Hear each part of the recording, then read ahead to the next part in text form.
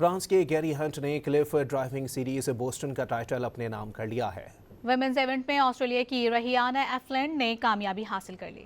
France के Gary Hunt ने Cliff driving series Boston का टाइटल अपने नाम कर लिया है।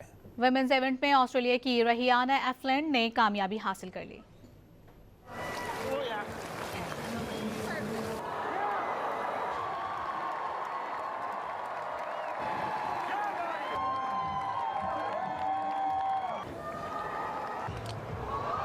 फ्रांस के गैरी हंट ने क्लिफ ड्राइविंग सीरीज बोस्टन का टाइटल अपने नाम कर लिया है।